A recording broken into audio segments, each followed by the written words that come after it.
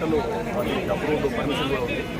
2011 ఆ టైంలో దీనికి పర్మిషన్ ఇచ్చినట్టుగా కూడా డాక్యుమెంట్స్ కూడా ఉన్నాయి.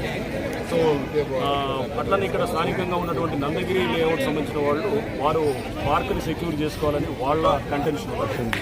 సో ఈ ఉభయుల మధ్యలో డిఫరెంట్ కంటెన్షన్స్ ఉన్న దృష్ట్యా మేము ఇక్కడ క్షేత్రస్థాయిలో పరిశీలించినప్పుడు ఫస్ట్ ఇక్కడ ముందు ఈ బస్తీకి ఎకరా 25 గుంటలు ఫస్ట్ అది సెక్యూర్ చేస్తాం. అది ముందు అది మనం మెజర్మెంట్స్ తీసుకొని మా డీజీపీఎస్ సర్వే చేయించి ముందు ఆ బస్తీకి కావాల్సినటువంటి ఇస్తే కనుక డెఫినెట్గా వారికి రేపు ఎమ్మెల్యే గారు ప్రభుత్వం దృష్టికి తీసుకెళ్ళి వారు ఇక్కడ బస్తీకి సంబంధించినటువంటి పక్కా హౌజెస్ దాని గురించి కూడా డెవలప్ చేసిన దానికి కూడా వారు చేస్తామని చెప్పి కూడా వారు చెప్పడం జరిగింది. సో హైడ్రా తప్పకుండా దానికి సహకరిస్తుంది. అండ్ ఈ పార్కు ఏదైతే కనుక వాళ్ళు సెక్యూర్ చేయాలనుకుంటున్నారో అది హైడ్రా పనిచేస్తుంది. పనిచేసి గవర్నమెంట్ తరఫు నుంచి చేస్తామని మేము చేస్తాము.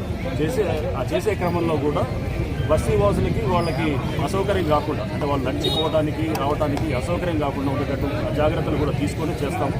అండ్ త్వరలో ఎమ్మెల్యే గారి సహకారంతో అట్లనే ప్రభుత్వ దృష్టికి కూడా తీసుకువెళ్ళి ప్రభుత్వ సహకారంతో ఇక్కడ మనము వాళ్ళకి బస్తీవాసులందరికీ కూడా ఇక్కడ హౌసింగ్ వచ్చేటట్టు చేస్తాము.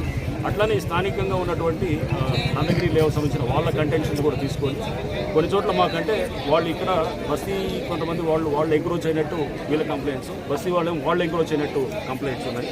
ఇవన్నింటినీ కూడా తీసుకొని ఎవరు ఎంక్రోచ్ అయ్యారో అదంతా కూడా సెక్యూర్ చేసి దాన్ని ఆ ఎంక్రోచ్మెంట్ ఎవరైతే చేస్తారో కనుక వాళ్ళని తప్పకుండా నియంత్రిస్తూ వారి మీద చట్టపరంగా చర్యలు తీసుకునేదానికి కూడా మా యత్నం చేస్తాము.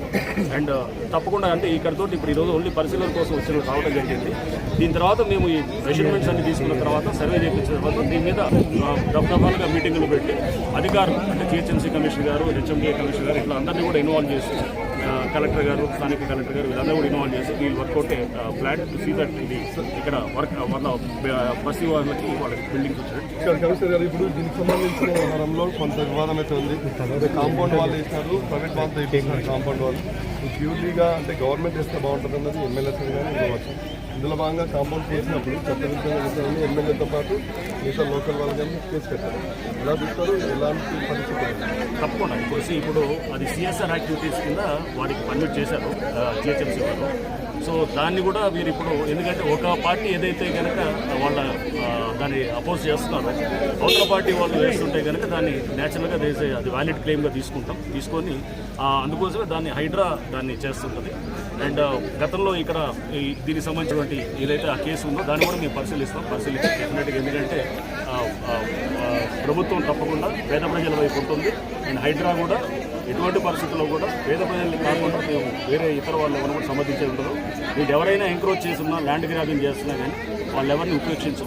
వాళ్ళందరి మీద చాలా కఠినమైన చర్యలు ఉంటాయి. చట్టపరంగా వాళ్ళ మీద వాళ్ళు మేము కేసులు పెట్టడం జరుగుతుంది. హైడ్రా పోలీస్ స్టేషన్ కూడా మనకి ఈరోజు రేపు జీవో కూడా రాబోతుంది. వచ్చిన తర్వాత కేసులు పెడతాం. దాంతోపాటు ఎవరైనా అక్రమంగా కట్టడాలు ఉంటే అవి కూల్చివేయడం కూడా జరుగుతుంది. ఫైనల్ విషయం చెప్పండి. లోకల్గా మీరు క్షేత్రస్థానం మీరు ఎమ్మెల్యే దానమ్మ పర్యటించినారు పబ్లిక్తో కలిసి. ఇక్కడ పార్క్ స్థలం ఎంత ఐడెంటిఫై చేయొచ్చు, అప్పుడే ఎప్పటిలోపల ఈ పార్క్ స్థలంలో కబ్జా చేసిన నిర్మాణాలు ఏమైనా సాధించే అవకాశం ఉందా? అందుకోసం మెజర్మెంట్స్ తీసుకున్న తర్వాత అన్ని చెప్పగలుగుతాం. మనం సర్వే చేయడం మనం ఇక్కడ మాట్లాడకూడదు వీలైనంత వరకు. ఎందుకంటే ఫస్ట్ 1.25 ఏకర్స్ లేఅవుట్లో వాళ్ళకి చూపించింది, పేద ప్రజలకి వాళ్ళ బస్తీ కోసం ఇచ్చింది. ముందు అది సెక్యూర్ చేద్దాం. ఆ సెక్యూర్ చేసిన తర్వాత 100% దాన్ని మేము ముందు ఆ ల్యాండ్ని సెక్యూర్ చేయడం చాలా ఇంపార్టెంట్.